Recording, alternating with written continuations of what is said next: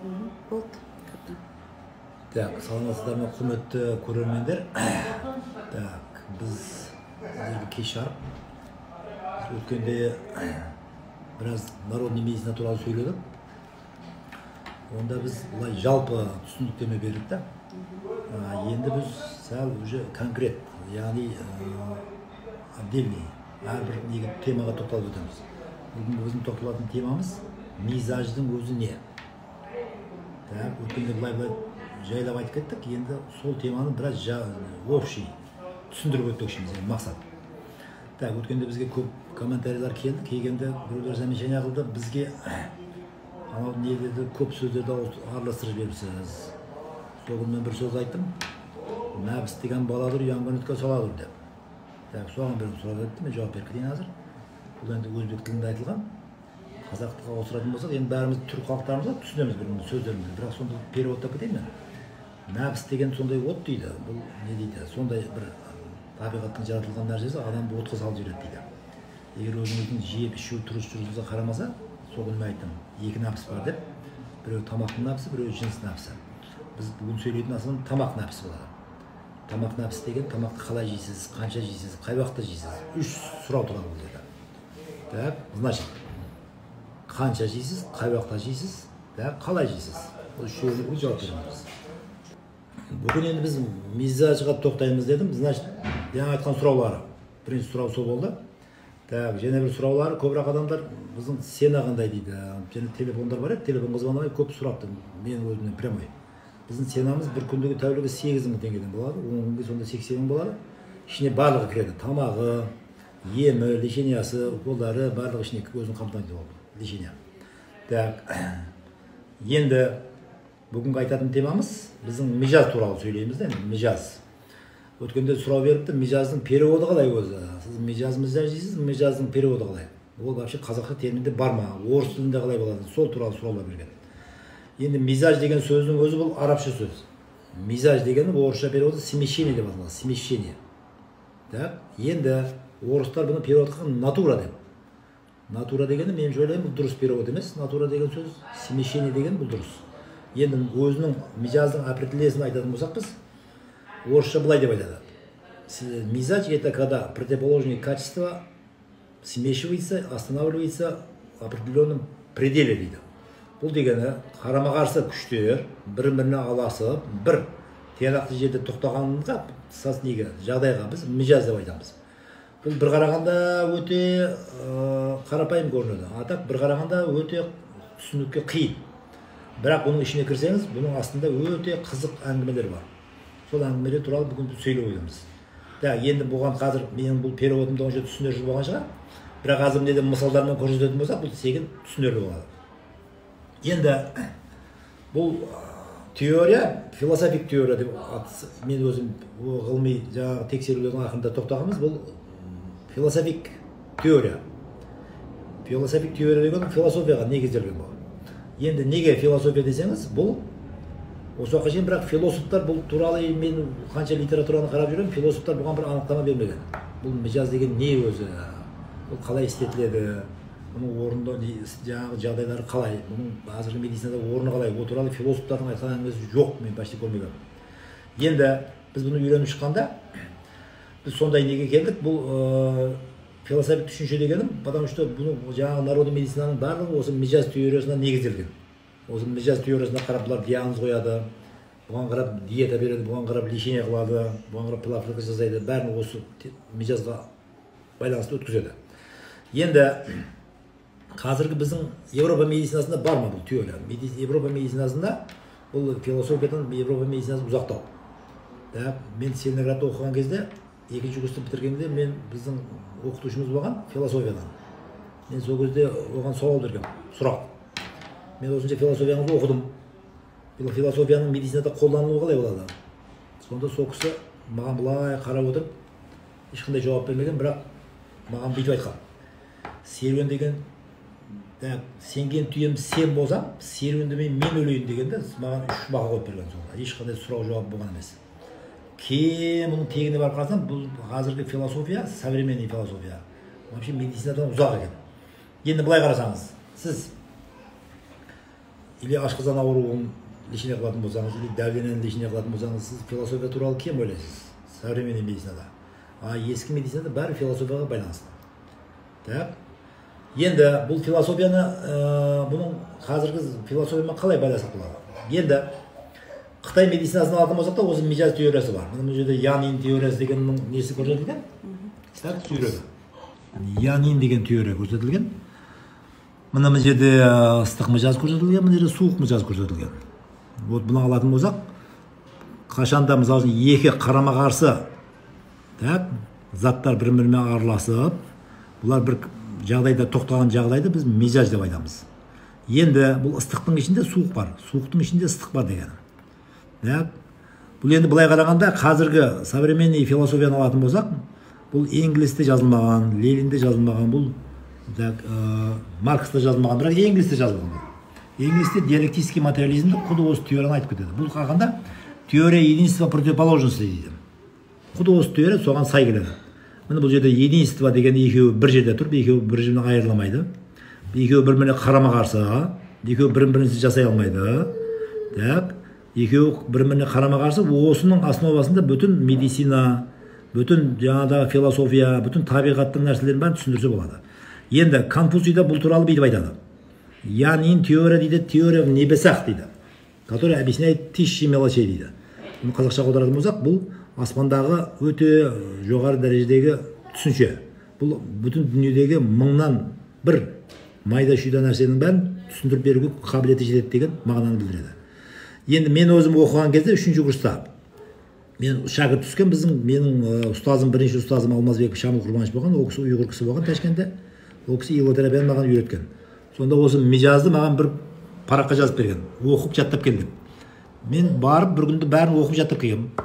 Менен сұраған ол кейін. Сұрағанда мен басынан аяғынан айтып бергем. Не, как, что? Кейін ол маған бүйтіп күліп қарады. Мен айттым оған, мен дедім бәрін жаттап алдым дедім. Бірақ оның не мағынасы, қайтып істетеді, не қылады, оны түсінбедім дедім. Сол үшін бұл өте түсінуге бір жағынан қиын, бір жағынан оңай. Соның үшін енді қазір біз сіздерге бүгін түсіндіруге әрекет жасаймыз бұны теорияны. Так, мижаз деген теорияны. Ең бірінші айтатын болсақ, міне төрттегі мен кейін айтамын, кейінгі суретті көрсетіп. Так, мына қараңыздар. Мужчина, женщина деген. Мужчина мизаж бойынша ыстыққа кіреді, женщина мизаж бойынша суыққа кіреді. Так, енді адамдар айтуы мүмкін, қалайымша бұл ыстық, бұл суық. Мына қыздың көзі жайнап тұр ғой, көздері дейді. Қалайымша бұл суық болуы мүмкін. Бұл суық деген не дегені бұл? Так, мынау қалай күліп тұр, екеуінің бір-бірінен farkы жоқ. Былайша айтқанда. Философик жандасатын болсақ, бұның екеуінің артында өте үлкен farkы бар. Мысалы үшін жаңада біз манаданы көрдіңіздер, манада. Значит, бүтін адамзаттың негізін ұстайтын осы еркек пен әйел болады. Бұл еркек пен әйел бір-біріне байланысты, бір-бірінсіз өмір жасай алмайды. Так, бір-бірін әрқашанда бұлар пәтерішке қылып тұрады. Бірақ еркек адамда активный начало бар, әйел кісіде пассивный начало бар. Бұл деген, психология жағынан қарайтын болсақ, енді жайлап кірісеміз. Мысалы үшін әйел кісі еркек кісіге қараған кезде, мынау отқа құсап жанып тұрған кезде, әйел кісі мынау еркек кісінің жағдайы қалай, бұның физический силасы қалай, бұның ақылы қалай, бұның карманы қалай, бұның күші қалай, мұны қараңыз, от жанып тұр, көзіне көрініп тұр да бұл. Любой әйел кісі былай қараған кезде уже 80% еркек адамға бақа бере алады. Еркек адамның бәрі нәрсесі көрініп тұрар екен, былай ашық. Бірақ еркек адам активный дегені, еркек адам всегда күші көп. Кеше айтып өттік біз, олимпийский чемпионаттарда еркек адамның параметрлері көп қояды әйел кісіге қарағанда. Еркек адам соғысқа қатысады, әйел кісі үйде отырады мысалы үшін. Әйел кісі тыныштықты қалайды. Еркек адам соғысты қалайды. Еркек кісі жанжалды қалайды мысалы үшін. Әйел кісі тыныштықты қалайды мысалы үшін. Енді әйел кісінің психологиясын үйреніп көрейік біз. Мына суды көрсетіп қойғанбыз. Әйел кісіні бұлар суға теңестіреді. Су деген не деген? Су. Былай қарасаңыз, енді бұл су қатты ағып жатыр, мына қызға құсап. Шустрый мысалы үшін, да, характері, да. Енді атак су былай тұрған кезде сіз судың ішінде не барын білмейсіз. Су не туралы ойлап тұрғанын білмейсіз. Соны действительно әйел кісіге қарайтын болсаңыз, оның ішінде не мақсаты бар. Соның үшін әйел кісінің ноу-хау дейді. Бірақ слабый пол дейді ғой, ноу-хау дегені бұл әйел кісінің не мақсатта сізге айтып жатқан әңгімесінің мақсаты не? Ішінде несі бар? Мысалы үшін сізбенен бір нәрсені бастайтын болса, ақыры немен түгейді. Бұны өте білу қиын. Соның үшін женская психология очень тонкая психология дейді. Так, бірақ айтар женщинаның өзі, я сама не знаю, что хочу деген бұлар. Мен өзім білмеймін не қалап жатқанын деген. Потому что психология бұлардікі сондай. Енді холодный деген кезде әйел кісілер ренжір екен да, неге холодный? Енді холодный деген сөздің өзі адамға өзі жақпайды ғой. Мысалы үшін біреуге айтсаң түрің суық екен деп, конечно жақтырмайды ол. Бірақ бұның холодный дегенмен суға сыбайлас дегені судың өзін алатын болсақ, бұл су бірінші өмірдің ең маңызы, өмірдің ең основасында су тұрады. Су бірақ 30, мысалы өсімдікке беретін болса, температура керек өсімдік өсу үшін. Судың тек қана өзі өсімдік өсірамайды. Екеуі бірге қосылып, өсімдік өседі. Значит, су, екеуі қосылып, жаңа біз көрсеткен мананы айттым мен, соны құрайды. Енді алатын болсақ, мужчинаның гормондары әйел кісінің гормондарынан farkı var бірініңке. Тағы мынаның өзіне сай гормондар бар, мұның өзіне сай гормондар. Бірақ әйелдегі гормондардың определенный частицасы еркектікенде бар. Еркектікеннің определенный гормондары бұныкенде бар. Біз қазір бірінші манаданы көретін болсақ, жаңа бірінші суретті көрсетіп беріңіз. Қарам, бірінші суретті қарам. Мысалы үшін мынаны біз еркек деп алатын болсақ, мынаны әйел деп алатын болсақ, мысалы үшін екеуі бірін-бірінен байланысқан былай. Осы еркек пен әйел бар, өмір жалғаса бастады. Егер бұлар болмаса өмір жалғаспайды. Енді бұлар бірін-бірінсіз жасалмайды. Бірін-біріне қосылады, бірін-біріне қосылғаннан кейін өмір дәл кете береді былай қарай. Енді біз айттық, әйел кісінің гормондары еркектікенде организмде бар дедік, мужчинаның гормондары женщинаның организмде бар дедік. Осы манаданың көрсеткен несі сол. Бұны манада дейді. Манада деген себебі думалап көрсетілген. Мыжаздың формуласы осындай. Енді бұл барлық медицинада, народный медицинада бір. Мысалы Қытай медицинасында осы бұны яннин деп атады, бізде мижаз деп айтады. Мысалы Тибет медицинасында да бар бұл халот жар деген. Индия медицинасында да бар бұл, Қытай неде, Вьетнамда да бар, Кореяда бар. Құды осы философия бәр жерде бар. Бұл деген не? Бұл мың жылдан астық бұның несі бар, тарихы бар. Бұл нағыз философия. Бұны айтатын болсақ, инглистегі жаңағы материализмге тур келеді. Диалектический материализм. Жаңағы айтты ғой, теория бар бір противоположности деген теориямен екеуі сай келеді. Бұны бұлар біз айттық, медицинада қолданылады, диагностикада қолданылады, хош, профилактикада қолданылады. Бәр жерде бұл теориясыз медицина жүрмейді. Енді бүгін біз сіздермен біраз сөз өткіземіз. Бұның медицинада қолдану жағдайы қалай дейді. Енді осының арқасында біз айтып өттік. Бұның арқасында адамдар төртке бөлінеді деп кешенде түсіндірдік біз. Сірелі күн айтқанымызда, мынау холерик деген. Осының арқасынан төрт организмде сұйықтық кеп шығады. Яғни мынау желтая желчь, мынау черная желчь, меланхолик дегені, мынау сілекей деп айттық, слиз, флегматический тип, мынау сангвинийский тип деп айттық. Төрт тип.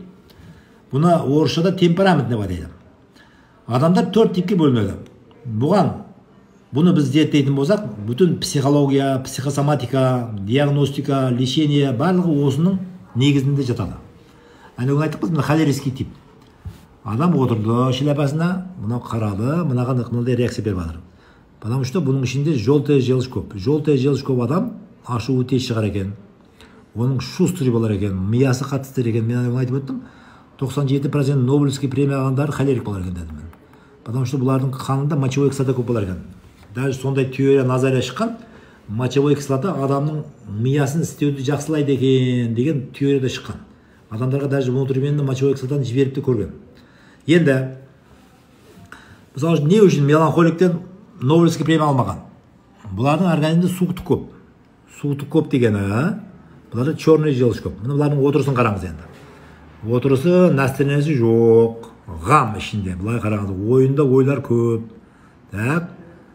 Өмірден онша қызығы жоқ. Басында постоянно проблема. Көздеріне қараңыз мына. Енді мынау кісі бұның шляпасына отырып қалған еді, бұл қандай реакция беріп жатыр мына? Мынаған қарап тұрып жылап жатыр. Арзымаған бір шляпаға. Енді мынаның реакциясын қараң. Бұл мынаны жеп қояйын деп жатыр ұрысып. Мынау жылап жатыр. Бір шляпа төрт түрлі адамды көрсетеміз қазір. Енді мынау сангвиникті алайық, сангвиник. Сангвиник біз айттық желтая желчь көп деп. Желтая мынада көп, бұда қан көп, қан. Сангвиник всегда жизнерадостный болады ол. Оған без проблем. Любой проблеманы позитив шешеді бұл. Позитив дегені любой қиын жағдайдан өзіне қолайлы жағдайды қырып табады бұл. Мысалы адам отырып қалды, қарады, бұған қарап жатыр. Не, бір шляпа менің денсаулығымнан артық болды ма деп жатыр енді бұл. Мынау уже қирап жатыр, мына қараңыз. Дәрденесі көтеріліп кетті, сахар көтеріліп кетті, бір шляпа деп. Мынау енді бір шляпа деп өзін-өзін асып қоюы мүмкін мынау адам, меланхолик. Бір шляпа деп. Осынша проблеманы бар да. Енді статистика қарағанда суицид, өзін өлтіру мына түрдегі адамдарда көп болар екен. Почему? Потому что бұлар өмірдегі арзымаған проблеманы атпан түйедей қылып жібереді екен да. Потому что черный желчь көп. Так, енді мына типтегін алатын болсақ, флегматик. Флегматиктер ең бейғам адамдар болар екен да бұлар. Бұлар су ішсе де семіреді екен да. Бұларға азу өте қиын проблема екен. Неге? Потому что бұлардың нерві вообще қозғалмайды екен да. Бұлай қараған кезде, мына шляпасына отырды, мынау қарады, шляпасын басына киіп алды. Бұл шляпасына отырды ма, отырмады ма, бұның ісі жоқ. Түк отырыпты сигаретін шегеп. Бұны алдымызда бүтін бір психологияның өзі осының арқасынан кеп шығады. Енді көп өткенде сұраулар кепті маған бір-екі рет. Осы сіз айтып өттіңіз, тұрмысқа шыққанда қалай бұны істету керек? Мен өткенде айттым өзі, бизнесті қалай істету керек? Бизнесті тоқтатайық та бүгін. Енді мен өткенде айтқам, мижаздың тұрмыста істетілуі деп. Тұрмыста істетуі туралы біз әңгіме қозғайық азғандай. Так, мынаның мысалы үйлену, тұрмысқа шығу жағдайында қалай істетсе болады осы теорияны. Енді мысалы сіз бірінші әйелдер, қыздар туралы айтайық. Егер қыздарымыз күйеуге шығуды қалайтын болса, мысалы күйеуіңізді кім болуын қалайсыз сіз? Біреулер ойлайды, күйеуім дейді маған қожайын болса, ол ақша тауып келсе, семьяны тербетсе деп ойлайды да біреулер, бір қыл қыздар. Екінші типтегі қыздар айтады, жоқ дейді, үйде мен қожайын болсам дейді, ол менің айтқанымды қыса дейді, мен сызығымнан шықпаса дейді, ол айтады. Енді бірінші типтегі қыздар, если сіз күйеуіңізді сізге қожайын болуын қаласаңыз, оның ақша табуын қаласаңыз, мына типтегі еркектерге тұрмысқа шығу керек. Мына холерийский тип. Бұның энергиясы өте көп. Бұл кісі түнімен ұйықтамайды, түнімен ойлап шығады. Ақшаны қаяқтан табу керек, қаяққа бару керек, кімді қайтып алдау керек, кімге қайтып подход жасау керек, ертесіне начальствоға баратын болса, оған қайтып сөйлеу керек. Миясы істеп тұрады оны. Потому что мияда мочевой кислота көп, оказывается. Статистика бойынша бұлар өте шустрый болады. Енді көп бизнесмендердің оказывается мына типке жатар екен бизнесмендер. Мынаған жатар екен бизнесмендер. Мына типтегі адамдардан статистика бойынша бизнесмендер аз екен өте. Көп әзір бизнес неде оқимын мен. Статистика бойынша әрқайсы адам бизнесмен болуға күші жетеді дейді. Бірақ мына типтегі адамдар бизнесмен болу қиын. Енді егер сіздер сіздің айтқаныңызды қылып, сызған сызығынан шықпастан, қой аузынан шөп алмайтын, мысалы еркекті қалайтын болсаңыз, мына типтегілерге тию керек. Меланхолик, флегматик. Бұларды қалай байқаса болады? Бұлар мына сіз свиданияға шығатын болсаңыз, бұлар сізді қапақмайды, сізді ренжітпейді, сіздің көңіліңізге қарайды. Бірінші күннен барғаннан бастап сізді қаяққа жүресеңіз, сояқ қарап жүре бастайды бұлар. Потому что бұлар спокойный. Бұлар екеуін жетектеу керек тек қана. Енді мына екеуі, мысалы холерийский типтегі адам, бұл жетектеуді өте қаламайды. Бұның айтқаны болу керек тек қана. Бұның сызған сызығынан жүру керек. Так, егер біреу бұған бұйрық беретін болса, бұның сразу қаны қайнап кетеді, ашу шығып кетеді бұның. Енді осыған қарап тұрып, тұрмысқа шықса болады. Так, енді біздің балдарымызға қалай үйлену керек? Балдарымыз, жігіттерімізге. Балдарымыз егер үйленуді қалайтын болса, так, енді бұларға тұрмысқа шыққан кезде бірін-бірін шатыстырып көрейік бұлар. Қандай болар екен? Мысалы холерийский типтегі мужчина, мынау характердегі адам. Мына типтегі әйелге үйленетін болса, меланхоликке үйленетін болса қалай болады? Тұрмысы. Мына типтегі адамды өлтіріп қояды, біліңіздер. Потому что мынау кейгенде, мынау кісі қорқып қалтырап тұрады кәдімгідей. Мынау кейгенде, потому что ашу шығып келеді. Бүтін нәрсені талап қылады. Шай уақытында дайындалу керек, тамақ уақытында пісірілу керек. Бір нәрсе болса, мынау кетті, мынау ашуды көріп бастады мынаған. Так, мынау әйел кісіге өте қиын болады. Мынау әйел кісі ауырады, бұдан өте тұрмыс құру қиын, проблема. Енді мына типке қараңыздар енді. Енді мынау типтегі мужчина мынаған үйленетін болса, мынау келеді де мынаған бір-екі рет жанжалдық көреді. Өзінің жаңа фокустарын істеткісі келеді мынаған. Мынау бүйтіп отырыпты, ешқандай реакция жоқ. Бірақ та бір айдан кейін мынаған тиіспей қояды кейін. Осыған көнеді де осыған жүре береді. Тірлігін қылып.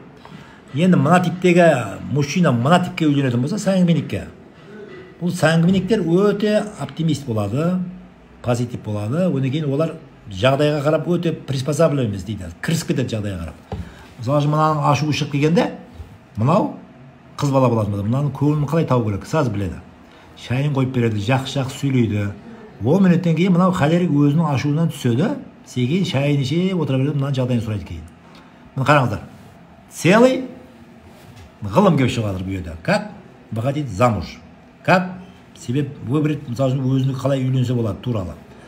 Енді біз бүгін айттық, бұның медицинада қолданылуы дедік. Енді кейінгі неге өтсек слайдқа.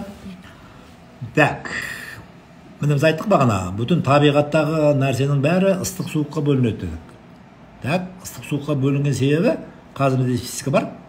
Так, енді от, алау, огонь деп орысша айтқан су. Су суық, от ыстық болады. Отты білесіздер, жанып тұрған от суды қайнатады. Так? Енді су мынаны өшіре алады. Соның үшін суды суық дейді. Енді ыстыққа мужчина жатады, еркек әйел. Әйел суыққа жатады. Бағана жайлап түсіндіріп өттім мен. Енді біз айттық, біздің центрде бүтін тамақтардың бәрін сортировка қыламыз дедік. Потому что әр қайсы адам өзінің бағанағы холерик, сангвиник сосын түріне қарап, типіне қарап, өзінің жейтін тамағын ажырату керек болады. Так, енді біз тамақтарды бүгін сортировка қылып өтіп кетеміз. Мысалы, тәтті алманы алайық. Алманың шырыны. Алманың шырыны ыстық болады. Мына жегенде дәліне көтеріледі, организмді қыздырады. Так, сақырды көтереді бұл. Енді қышқыл алма алайық, қышқыл. Көктемде алма қышқыл болады. Бұл алма суық. Дәлінен түсіреді бұл. Қанды сұйытырады бұл. Мынау қанды қойылтырады білбаңыздар. Енді жүзімнің өзі екіге бөлінеді. Тәтті жүзім ыстық. Тәтті жүзім болған кезде күздегі жүзім десеңіз тәтті болады бұл. Бұл ыстығыңызды асырады. Жегеннен кейін қыздырады, аузыңызды құртады, шөлдетеді. Дәлінен көтереді әбзетін бұл. Енді қышқыл жүзімді алатын болсаңыз, бұл жүзім сіздің суық дейді бұны. Бұл дәлінен түсіреді, қаныңызды сұйытырады. Енді анарды алайық, анар. Мен қазір анардың соғын сатып жатыр. Барлық анардың соғын ішеді, магазиндегі алды енді. Мен анардың соғын көрдім, енді анардың суы тәтті қылынғанда тәтті. Оның ішіне мысалы сахар қосқан болуы мүмкін, басқа болуы мүмкін. Бірақ анардың өзі екі типке бөлінеді. Тәтті анар бар, қышқыл анар бар. Енді қараңыздар, тәтті анардың действиясы мынаған қарағанда екеуінің парқы бар. Тәтті анар қалай болады? Тәтті анардың сырты сап-сары болады. Ішін жесеңіз шырын болады. Қышқыл анардың сырты қып-қызыл болады. Ашсаңыз ішіндегі анар нардан болады. Бұны жеу өте қиын. Енді бірақ бұның ең айырмашылығы, мына тәтті анар дәлденені көтереді, қанды көбейтіреді, қуатты көтереді, қанды қойлаттырады. Енді қышқыл анар қанды сұйытырады, дәлденені түсіреді, адамды тыныштандырады. Енді шекілдеу, семечки. Семечкидің қазақша шекілдеу болады, семечки. Енді орысша аты семечки. Бізге аурулар келеді. Бір күнде 200 грамм, 300 грамм семечки шығады. Бір қыз кепті. Бас ауырайды, ашу тез шығады, ұйықтай алмай қалған. Мен сұрадым кейін, не жейсің деп. Күнде семечки шығар екен ол. Семечки, потому что ыстық ол, адамның ыстығын асырып жібереді. Ыстық асқаннан кейін дәлдене көтеріледі, ашу тез шығады, ұйқы кетеді. Так, енді жаңғақ алайық. Білесіздер, жаңғақ, грецкий орех дейді. Грецкий орех бұл да өте ыстыққа кіреді. Бұны жегеннен кейін адамның қаны қойылады, калориясы көтеріледі. Мысалы үшін аузы ойылады ыстықтан адамдардың. Бұны жегеннен кейін аузы ойылып кетеді. Пшено. Тарын алайтын болсақ, тары бұл да ыстық. Мысалы тарыны ораза кезінде талқан қып жейді. Потому что очень калорийный болады бұл. Сол үшін бұл ыстық. Енді спиртной напитоктер алайық, спиртной. Вино, коньяк, мына қараңыздар. Бұлар ыстыққа кіреді. Неге? Бұны ішкеннен кейін адам дәлденесі көтеріледі, қаны қойылады. Коньяк, мысалы дәлденесі бар адамға вино мен коньяк ішу мүмкін емес. Енді суық нәрселерге өтеміз енді. Арпа, сұлы, гречканы алайық, мысалы гречка. Міне біз дәлденесі барларға айтамыз, гречка, перловка, овсянканы жейміз. Бұлар қанды сұйытырады, дәлденені түсіреді. Енді пиво. Пиво суық бұл, суық. Ішкеннен кейін адамның дәлденесін түсіреді, қанды сұйытырады, пиво. Водка. Мысалы үшін біреулер айтады, водканы ішіп тұрсаңыз, дәлденеңіз жайына түседі, қаныңыз сұйылады дейді. Действительно, бұны определенный аз мөлшерде ішетін болса, қаны сұйытырады бұл. Енді нормадан асып кеткеннен кейін бұның действиясы противоположныйға ауысып кетеді бұл. Енді сол сияқты еттер де бөлінеді. Қараңыздар. Міне жылқының еті. Жылқының еті, қойдың еті, үндіктің еті, барлық ұшатын құстардың еті. Мысалы үшін каптар болуы мүмкін, тауық болуы мүмкін. Так, көбінше бізде нелер жейді, мынау тауықтың етін жейді. Тауықтың еті ыстық болады бұл. Дәлінесі бар адамға көтереді. Мысалы диетический деп көп адам Шымкентте кебаққан адамдар айтады, біз тауықтың етін жейміз, как диетический. А так бұл да қанды қойылаттырады, дәлденені көтереді. Енді қанды сұйытыратын еттерге не кіреді? Мысалы үшін қараңыз, ешкінің еті, ірі қара малдың еті, балық, қоян. Қоян ақасы қазір самый деликатес болып шытылады. Қоянның өте мынау адамға денсаулыққа пайдасы көп екен. Қоянның еті суық болар екен. Суық. Бұл деген не? Қанды сұйылтырады, дәлденені түсіндіреді, адамды тыныштандырады, успокоит қылады. Қара малдың еті құт сондай. Ешкінің еті сондай, балық та сондай. Енді біз бағана айтып өттім, тамақты қалай жеу керек, қайтып жеу керек, қашан жеу керек дедім да мына. Мысалы үшін сіз қара малдың етін қуырдақ қылып жейтін болсаңыз, бұл ыстыққа айналып кетер екен. Мысалы үшін балықты уқа қылып жесеңіз, қайнатып жесеңіз, бұл суық болар екен. Егер балықты қауырып жесеңіз, бұл ыстық болар екен.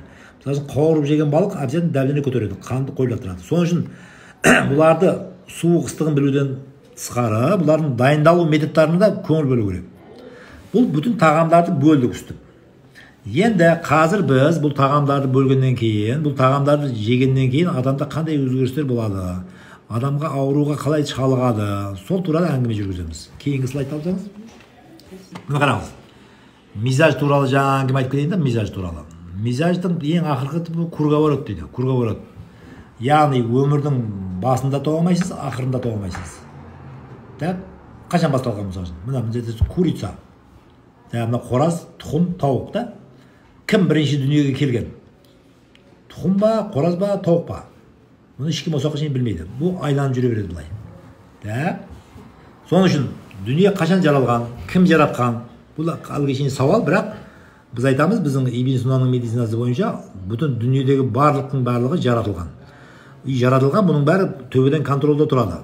Мысалы үшін айтар екен, бір ағаштың жапырағы Алладан рұқсатсыз жерге түспейді дейді. Кейінгі алдыңғы слайд көрсінші. Мынаны қарап отырыңыздар мына. Енді сіз мижаз туралы айтатын болсаңыз, мижаздың жаңадағы мен айттым ғой, тұқым, қораз, тауық бастамасы бар, былай айланады, и ақыры бар. Әр нәрсенің бастамасы бар, ақыры бар. Мижазға қарайтын болсақ, адамзат. Мен мысалы үшін адамзат. Ананың құрсағында мынадай тұр бірінші. Кейін бала туылды, өсті.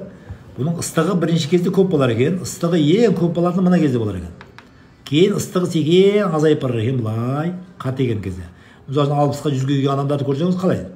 Сөйлеуі, жүрісі, тұрысы, әрекеттері, бәрі мысалы мынаған қарағанда слабый болады. Мысалы мынаны қараңыз, ыстығы көп. Бұл тыншымайды орнында, қимылдайды, жүреді, бұзықты қылады, шауады, шаршамайды. Соны айтар екен, жас жүрсе қуанады, қария отырса қуанады деп. Потому что бұның энергиясы азайып бара берер екен. Мысалы бірінші Алла Тағаланың берген энергиясы, мысалы ананың құрсағында алған энергия бірінші көтеріліп барып өзінің кульминацион точкаға жеткеннен кейін азайып кетер екен да. Ең ақырына барып мына қараңыз, мынау мазар. Мазардың көрінісі мен ананың құрсағында екеуі бір қараңыздар мына. Значит, адамзат туылады, ақыры барып мынаман түгейді. Бұл дегені круговорот. Мижаз, мен айттым ғой баяғыда, жаңалда философик бұл түсінше, бір қарағанда өте оңай түсінуге, екінші қарағанда өте қиын дедім мен. Жаңа спиралды көрсетіп жүріңіз. Мына қараңыздар. Енді мижаздың теориясы ақыры барып мына спиралға түгейді, спирал. Бұл философик теория спирал дейді, бұл диалектик материалдың спиралы бұл. Енді айттым ғой, адамзат, бір адамның өмірі мынаған кеп түгейді. Туылады, өседі, былай келеді, үлкейеді, ақыры барып түгейді. Түгейгеннен кейін басқа өмір басталады. Және екінші кетті, былай кете береді. Міне мысалы 1700 жылғы адамдарды алатын болсаңыз, олардың киінуі, жүру, цивилизацияны алатын болсақ, цивилизацияның әзір парқы бар. Міне мынау цивилизация кеп жатыр. Адамдар былай айланып круговоротта жүріп жатыр. Цивилизация кетіп барады, былай. Енді әр цивилизацияның өзінің кругы бар. Мысалы мынаның бастамасы бар, ақыры бар. Соның үшін былай қарағанда біздің әзіргі дүниенің де бастамасы бар, ақыры бар. Біздің мысалы жер шарыда, былай мысалы мизаж теориясына қарайтын болсаңыз, бұл жер шарыда тірі. Бұның да уақыт сағаты бар. Организмде мысалы күз бар, көктем бар, север бар, восток бар. Былай қарасаңыз, ол өзінің уақытында айланады. Түнде демалады, күндіз жұмыс істейді. Былай қарасаңыз, оның да круговороты бар. Бұл дегені мынау философия бойынша түсінетін болсаңыз, жердің де ақыры бар дейді. Ақыр заман деген осыдан кеп шығады мына. Мысалы мына жерде бастамаса, ақыр заман. Бірақ бұл ақыр заман жеріне түгемейді. Ар жағында жеріне басталып кете береді. Соның үшін мұның басы қаяды, ақыры қаяды, бұны ешкім білмейді. Мижаз деген теория ақыры бар осыған тақалады. Бұл вечный круговорот кете береді мынандай. Кейінгі слайд. Енді қараңыздар. Енді жаңадағы айтқан сөздерімнің барлығы енді көбірек ғылыми түрде жарықтым да мен сіздерге. Енді кәдімгі өзіміздің қарапайым халыққа түсіндіріп беремін қазір, өте қарапайым тілде. Ана күнгі айтқан әңгімелеріміз, мижаздың арқасынан не кеп шығады, мижаздың арқасынан адам қалай ауырайды, біздің қылып жатқан емдеріміз қалай адамға әсер етеді.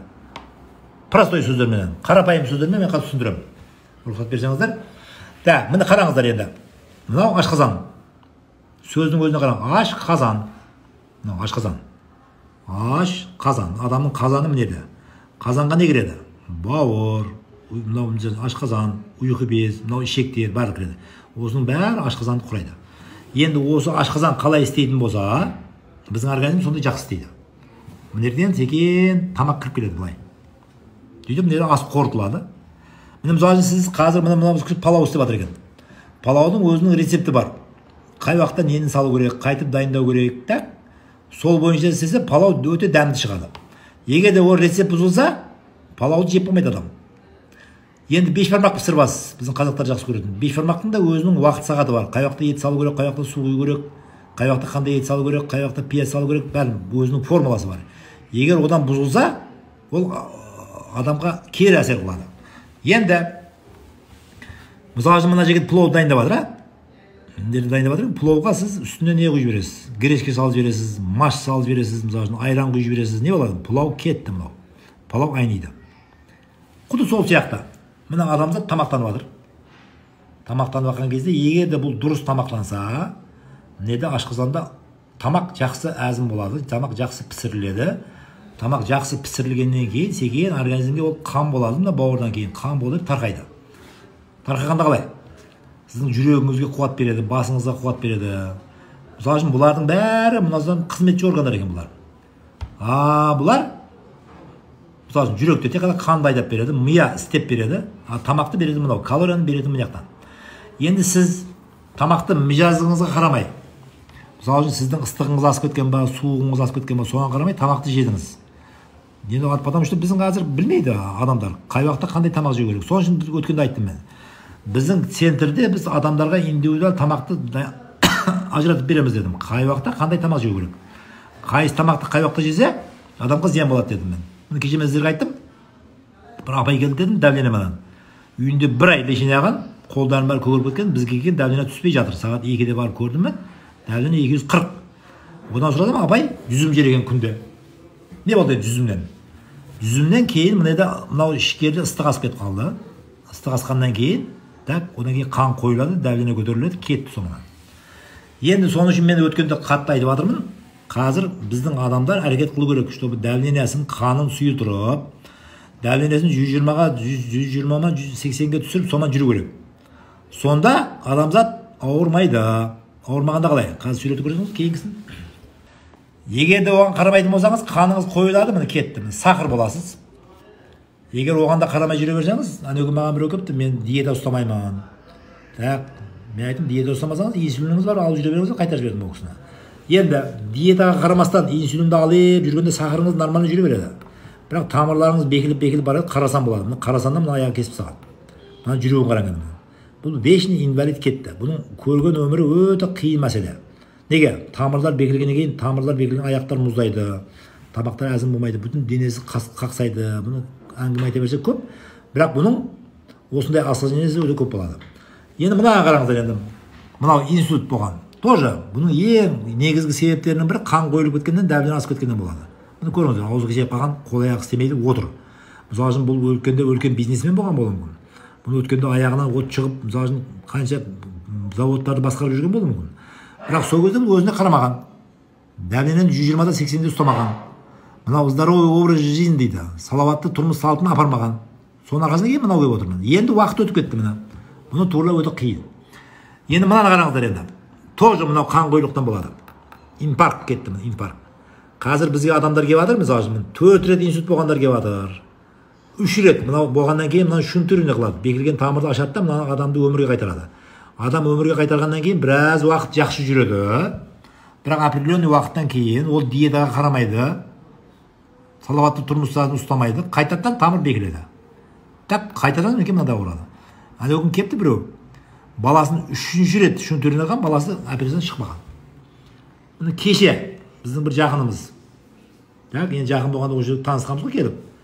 компаньонымыз маған келген бір ай алдын. Дәлдене 180-200 мен жүреді. Мен айтқан болған, ақсақал, мына дәлденеңізді 120-ға түсіріңіз, мына опасный, сіз қазір бомбаның үстінде отырыпсыз деп айтқан бұл кісіге. Қараймыз ғой дедім. Мен айттым, мына етті жемең дедім. Сөйтсем, қазақпыз ғой, ет жемесе қалай жүреміз деп кетті соңынан. Сөйтіп міне бір апта алдын бұл кісі қайтыс болып кетті. Қалай қайтыс болып кетті? Аяғында жүрген. Енді жалқада, енді сондай адам өте өзі мінезі жақсы, біреуге жаманшылығы жоқ, біреудің қойдың аузынан шөмайтын бір кісі еді. Так, сондай кісі жөніп кетті. 60 жаста. Ең күшке кірген уақыты алдын мастер спорт по боксу болған кісі. Қалай кетті ол? Қан қойылды, дәлдене асты. Приступ берген, азанда балдарын бақшаға апарып кетіп жатқанда, сөйтіп құлаған. Құлап үйіне алып кірген, скорый келген, дәлдене 240 болған, скорый ешқандай жәрдем бермеген, сол жерге кетіп жүрген. Соның үшін мен жан күйдіріп айтқан себебім сол. Сіздер жеп жатқан тамақтарыңызға қараңыздар, оның ыстық суығын ажыратыңыздар.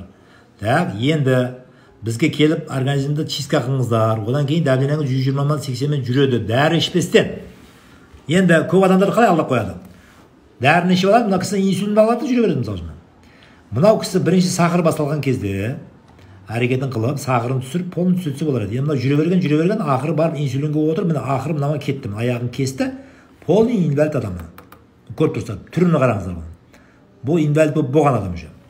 Так, жаңа не алыңызшы? Қазанда. Так, міне қараңыздар енді.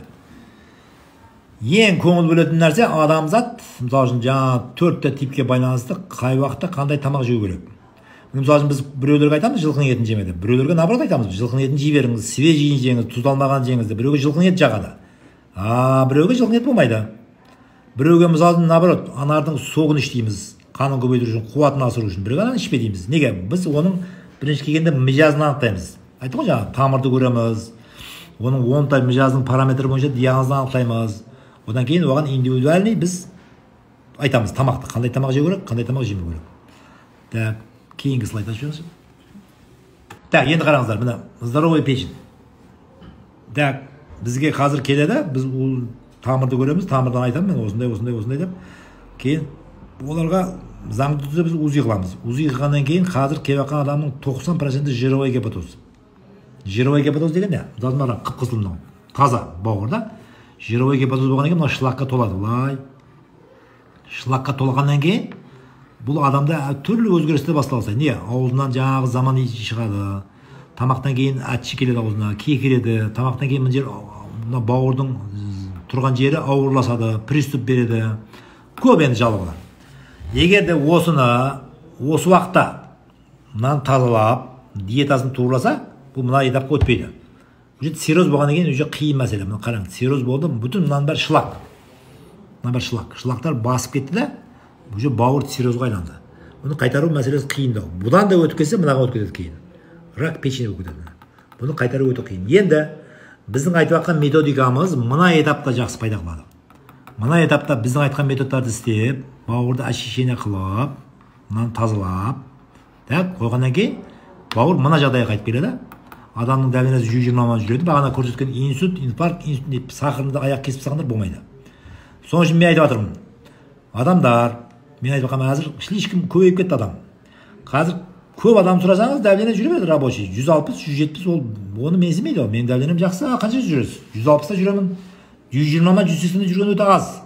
Шымкентте қанша адамдарды сұраймын ғой мен келіп жатқан адамдар. 120-180 аз өте. Ну, максимум может 20-25% болуы мүмкін.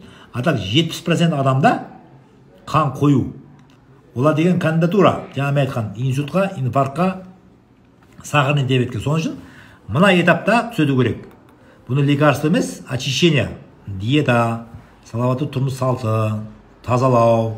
Оны мен жаңа айтып өтеміз, осымен түсетсе, бұның бәрі кетеді барлығы. Так, кейінгіні көрсетіңізші. Мына қараңыздар, өт. Бізге көп адамдар келеді, мына өт толғаннан кейін өт мінер қисеп қалады бейтіп. Мысалы өтте тұрады, бейтіп жеңіл болды, мынау толғаннан кейін бұл ауырласады да мінер қисеп қалады. Өт жүрмей қалады беға. Так, сол кезде мынаны тазаламаса, тазалап қойса, мына қайт жайына келіп қалады мынау өт. Тазаламаса кейін өт қойыланып бейте мынау не дейді, стенкаларға жабыса бастайды, одан кейін тас болады, полный бекіреді мынау. Соның үшін мына этапта бұны тазалау керек. Тазаласа адамзат жақсы жүреді. Жаңа мен айтқан ауыздан келетін иістер, изжогалар, дәвнене, қанның қойыласуы, қанның дәвненің көтерілуі бәр міне де себеп. жаңағыдағы айтқан қазанның істемеуінде. Қазанға сіз жаңағы істеп жатқан бешбармағыңыздың үстіне гречканы салып жібердіңіз. Бешбармақтың үстіне жаңағы нені салып жібердіңіз, айранды құйып жібердіңіз. Бешбармақ болмай қалады кейін. Соның үшін бешбармақты дайындаудың өзінің формуласы бар, жеудің уақыты бар, сағаты бар. Құды сол сияқты сіз егер денсаулығыңызға қараймын дейтін болсаңыз, өзіңіздің жаңағыдай индивидуальный тамақтану режиміңіз, өзіңіздің мижазыңыз и жаңағыдағы қазанды тазалау методикасын обязательно істету керек болады. Так, кейін мынау уже бауыр уже қирап қалды жүрмін, қараңыз. Полный тас пайда болды. Бұны уже тек қана кесіп алып тастау керек. Мына майдалау өте қиын. Так, кейінгі қайтамыз қазанға. Так, енді біз немен айналысамыз? Біз мына адамдар келген кезде, мына мысалы үшін мыналар келді ғой, жаңа мен көрсеттім, жировой гепатоз, панкреатит дедім, холецистит келді, мыналардың бәрі толып қалған келеді. Бізге біреулер келеді, 10 күнде бір іші келеді адамдар келеді, 10 күнде бір ақ іші келеді. Дуфаляксыз жүре алмайды. Не, ол кетті ғой, мынаның бәрі отравление болып кетеді. Енді егер де мынаның бәрін тазалап, чистка қылып, оның мысалы үшін жеп жатқан тамағын туырлап, қайсы тамақ болады, қайсы тамақ болмайды, туырлап қойса, оның қаны сұйылады, давлениесі түседі, жаңағыдағы айтқан инфаркт, сахарный диабет, не дедік тағы, инсульт, солардың болу қаупі адамзаттан кетеді мынау. Так, енді біз бұларды лечение қылған кезде не істетеміз? Бізде бұл үшін жаңағыдағы мизаз бойынша біріншіден диагнозын қоямыз, жаңағы 4 типті анықтаймыз біз. Одан кейін бұлардың бір индивидуал тамақтарын айтамыз біз бұларға. Одан кейін мына тазалайтын шөп дәрілер бар бізде, өткенде айттым мен сіздерге. Одан кейін біз диета отырғызамыз. Диета отырған кезде қалай отырады? Бұлар 3 күндік голодание, 5 күндік аштыққа отырады, біреулер 10 күндік аштыққа отырады. Мына аштыққа отырған кезде организм мына өзінің неде отырған. Так, шлактарды істетіп тастайды екен тамақ болмағаннан кейін. Жаңа нені көрсеңізші? Жүректің тамырын. Міне қараңыздар. Міне жаңа қан қойлықтан тамақты бұзғаннан кеп шығып жатқан нәрсе. Енді мысалы үшін бұны адамдар онша есіне алмайды да. Есіне алмайды, көңіл бөлмейді бұған. Неге? Адам давление болғаннан кейіннен бастап тек қана дәрімен ішіп жүре береді. Не жеп жатқан, не жеп жатқанын қарамайды ол. Мынаны тазалау керек анау деген бір ойлап басына кірмейді ол. Мына давлениені 120-ға түсу керек деген оның есіне кіріп шықпайды. Секе мына қан көбі не қылып қоюласып, холестерин көбейгеннен кейін бұлар секе мына тамырға отыра бастайды, қараң. Тамырға отырады да қатады бүйтіп. Қатқаннан кейін мынаны бляшка дейді. Қан өтпейді, қараң, арасынан өтіп барады мындай. Соның үшін стенокардия осындай кезде басталады. Стенокардия деген сәл жүргеннен кейін мынада қан аз өткеннен кейін жүрек приступ береді, кислород жоқ болғаннан кейін. Одан да мынау бекілгеннен кейін инфаркт басылады. Енді біздің айтып жатқанымыз осыған алып бармау керек адамзаттар. Құрметті не дейді? Бізді естіп отырған тыңдармандар дейміз бе не дейді? Так, тыңдаушылар, қараңыздар, міне осыны мынаған алып бармау керек, мынаның состояниеда қалу керек. Бұның үшін жаңадағы арзымайтын нәрселер істеу керек болды. Тек қана бұны жақсылап түсініп алуыңыз керек, неден не келіп шығатынын. Мысалы, сіз қалайсыз ба мынадан ертең өмірден кетіп қалуға? Ең главный Алла Тағаланың берген жасы қанша? Мысалы үшін, хоп, 80 жас берді ма, 100 жас берді ма? Мен айтамын келген адамдарға, бабушкаларға, апа, сіздер ертең 80-ге келгенде өзіңіздің аяғыңызбен жүріп, өзіңіздің шайыңызды қойып жеп, өзіңіздің жаңағыдай әжеттеріңізді өзіңіз бажарсаңыз, бұл үлкен бақыт. Ертең біреуге жалынып кроватта жатпасаңыз, бұл үлкен бақыт. Ақырдан сондай. Соның үшін мынаған көңіл бөлу керек болады. Енді бағана неге төртеуіне қарай? Төртеуіне. Так, енді біздің леченияға мен қазір қарапайым етіп түсіндірдім ар жағын. Так, қалай? Қазанман қойып қазанман түсіндірдім, бешбармақпен палаудың несінде, мәселесінде. Енді бұдан сложныйрақ нәрселер бар. Мына жерде мысалы үшін. Біз өткенде айттық, барлық нәрсе Алла Тағаланың қолында деп. Бұл дегені, егер сіз Алладан сұрап, маған денсаулық бере деп жүре берсеңіз, сізге денсаулық береді емес. Өзіңіз әрекет қылуыңыз керек. Бірінші Алладан сұрау керек, екінші әрекет қылу керек. Мысалы үшін бізге бір мысалды айтып берейін мен. Бір күні біреу айтты, мені Алла Тағала сақтайды депті. Мен өлмеймін бұл дүниеде депті. Сөйтіп жаңағыдағы ауылды су басты ғой бір күні, су. Су басқаннан кейін жаңағыдағы адамның бәрі қашып кетті судан. Біреу кемеге түсіп кетіп, біреу баллонға отырып кетіп жатыр, кетіп жатыр дейді. Сөйтіп жаңағыдағы мені Құдай сақтайды деген адам ағашқа жауыз алды дейді. Одан кейін алдына барып деді, екі-үш адам, әзір су мына ағашты көмеді, сен өлесің депті. Мені Құдайдың өзі сақтайды депті. Ол кетіпті. Қараса су көтеріліп жатыр ағаштан былай. Екінші партия кепті. Ақсақал, сіз қазір кетеді мына суға шөп кетесіз. Жоқ, мені Құдай сақтайды депті. Содан кейін анау ағаш көмілейін деп жатыр суға. Үшінші кепті ғой жаңағы қайық. Енді болды енді өлесіз арғы дүниеге кетесіз депті. Мен Құдай сақтайды депті. Содан кейін жаңағы суға кетіпті. Содан арғы дүниеге бармай ма? Арғы дүниеге барса Жәбірәйіл кепті. Сөйтіп айтты ғой Жәбірәйіл, мен сендерден қапамын. Деп болды. Мен сақтаймын дегенімді мен сақтай алмадым деп. Ол қалай ақсақал деп, сізге біз 3 рет адам жібердік қасыңызға. Бір ретте бүйтіп айттыңыз, екінде 3 айттыңыз, үшіншіде ол айтты сізге, шөгіп өлесің деп. Кеттіңіз суға шөгіп бізге келдіңіз деген екен. Соның үшін міне Ибн Синаны не деп айыптаған? Ибн Синаны Құдайға сенеді деген теолог болған да бұл. Құдайға сенеді деген баяғыдан материализм болған. Барлық нәрсені материализм деп ойлаған да бұлар. Барлық нәрсенің себебі бар. Ибн Сина айтады, ыстық суық мынаның себебі мынандай, мынаның себебі мынандай, бірақ бірінші жаратушыдан сұрайды. Жаратушы о төбеде тұрған Алла себепші дейді. Біз айттық, біздің медицинаның аты духовный медицина, народный целительство. Біздің Алматыда Шәкен Мұқаныш болған, осы народный медицина басқарған. Ол кісі духовный медицина деп атаған, народный медицинаға. Енді өткенде мен сәл жайлап өтіп кеттім. Мен Ленинградтан аспирантурадан келгеннен кейін, бала мен аспирантурадан келдің, кандидатский жақтадың, менің бір арманым бар деген да. Қара, мен Алланың көрсеткен құдіретін әзімсіз деген мысал келіп алдырамын. Сөйтіп, ол кісіден сұрадым мен, не қалайсыз деп. Сөйтсем, ол кісі айтты, маған деді, мазар құрып бересің деді, мазар. Мазар білесіз ғой енді. Өлмеген адамға қалай мазар құрасыз? Мен қандай мазар болған дедім. Ол кісі еще мазар құрғанда, мазарды жердің үстіне құрып бересің деді. Енді оған қарсы болдық біз. Бұл болған оқиға. Мына духтың адамға әсерін түсіндіріп бермекшімін де сізге. Бұны мысалынан түсіндірмесе сәл қиын мәселе бұл. Енді сөйтіп жаңадағы әйел, енді ол ауылда тұратын әйел болған, келіп неге көрсеткен. Аз былай көрсетіп болады ма? Сонан жаңағы біздің Багралик Вадим Гаврилович деген болған, ол кісі неден болған, Горкийден. Сөйтіп әйелді көріп анкетасын былай ашса, әйелдің ашқазанында рак деп жазып қойған болады. Бұл ауру түзелмейтін ауру, не перспективный деп жазып қойған. Сонан профессор оны не қабақламайды ғой, айтқан, о, сен жақсы болып кетесің, не волнуйся. Сөйткенде бір қағазға рецептке дәрі жазып берген. Қандай дәрі жазып берген өзі білмейді. Сонан арадан 6 ай өтеді.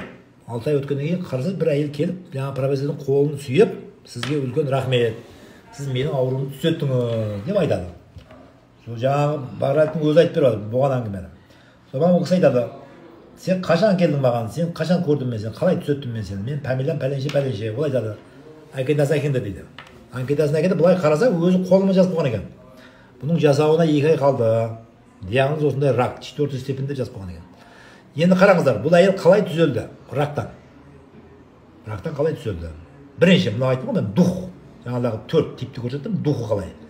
Мен айттым, мынау холерик түсіндірдім сіздерге, мынау меланхолик түсіндірдім сізге. Енді ол әйел ақырттан жаңағыдағы кімге сенген, профессорге, от души сенген. От души сенген, мен осыдан түзеліп кетіремін деген. Одан кейін түзеліп кеткен, духы жайына келгеннен кейін.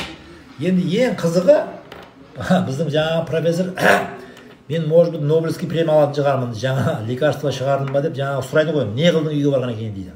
Сөйтіп бүйтіп орамалын ашып, орамалының ішінен жаңағы баяғы рецептін тауып береді. Рецепт. Сөйтіп рецептің жарымысы қалған болады, жарымысы. Бүйтіп қарайды, рецептің жарымысы қалған. Сен қалай іштің, не іштің дейді. Сөйтіп жаңағыдағы цитрома жазып берген екен. Оны қалай іштің, дозасын қалай іштің дейді. Сөйтіп мен дозасын ішкен жоқпын деп.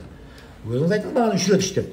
Бағанағы қағазды алды, мынаны неге бізге жаңағы ішірткі деген болған ғой қазақтар, ескі медицинада. Бағанағы мынаны суға ездім жайлап, суға езіп, күнде 3 рет іштім. Мен 6 айдан бері рецептің мына қағазыңыздың жарымысы қалды. Мен әр ішкен сайын, бір ай сайын жақсы аппетитім ашылып, жақсы болып келдім. Сөйтіп, мына қағаз жазып берген рецепттен ана әйел түсіп кеткен. Қалай түсіп кетті ол? Духтың әсерінен. То же самое, бір молодожендар шетелге барып келеді, ақша бар, машине бар. Сонан жаңағы әйел айтты қожайынына. Енді осынша дүниеміз бар, бұдан былай кемшілік жоқ. Давай біз енді жақсы өмір сүрейік. Соның үшін жақсы тексерейік органдарымыз деген. Сөйтіп жаңағыдағы УЗИ-ге барғаннан кейін айтады ғой. Сіздің бауырыңызда что-то мне не нравится деген да. Содан жаңағыдағы что-то не нравится деген, маған жақпайды деген сөздің миясына құйып алады, содан кетті одан кейін. Мынаған барады, сөйтіп арасынан 6 ай өтеді. Арадан 6 ай өткеннен кейін оның арасында күшті тексерген, жаңағы контрастпен тексереді, аноман тексереді. Сөйтіп ақырында бауырда кішкентай дақ табады ғой, ақырында 6 айда. Онкология келіп шығады ғой, точно. Сөйтіп 8 айдан ол кісі қайтыс болып кетеді. Міне көрдіңіз, духтың қалай әсер қылуы. Жаңа мен айттым сіздерге, дух.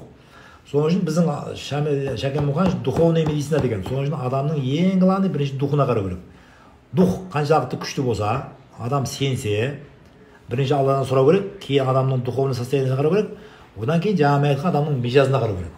Адамның мижазына қарап тұрып, адамның организмін индивидуальный тамақтану режимін жазу керек. Яғни одан кейін жаңа салауатты тұрмыс салтын алып бару керек. Дәлден 120-80 жүру керек. Жаңа мен түсіндіріп бердім ғой, өте қарапайым ол. Ашқазан. Ашқазанды қалай қарау керек ашқазанға? Тамақтану режимі бұл не болады? Ашқазанды дұрыс тамақтанбағаннан кейін одан не келіп шығады? Оның арқасында жаңағыдай жировой гепатоз, цирроз да келіп шығады, тамырлар бекіліп жатыр. Оның алдын аса сол аурулар болмайды. Соның үшін мен айтпақшымын сіздерге. Біздің центриміздегі істететін методтардың бәрі, восточный медицинаның бәрі соны тазалауға мөлшерленген. Біз дәлден 120-80-ге түсіріп береміз, келсеңіздер. Бүтін мынау бізге көп келеді, мынау өт, бауыр, ашқазан аурулары. Бұлардың бәрін біз химиямен емес, шөп дәрілермен лечение қыламыз. Ендігі біздің темамызды ойлап көреміз. Кейінгі средаға сағат 7-ге шығуға әрекет жасаймыз. Біз теманы не қыламыз, жазамыз сіздерге. Сіздерге үлкен рахмет. Барлықтарыңызға денсаулық тілейміз, ауырмаңыздар. Алла Тағаланың берген жаңа не дейді, өмірін адам қызықты, ауқымды, өзінің миссиясын, Алла Тағала әркімге миссия берер екен дейді. Мысалы біреу доктор, біреу жаңағы повар, біреу шопыр. Енді біздің әзір миссиямыз осы адамдарға не дейді, халыққа көмек көрсету екен. Сол миссиямызды орындап, егер біздің осы айтып отқан сөздеріміз сізге азғантай көмек берсе, біз өзімізді өте бақытты деп санаймыз. Рахмет. Кейін көздескендер қосып не дейді. Сау болыңыздар.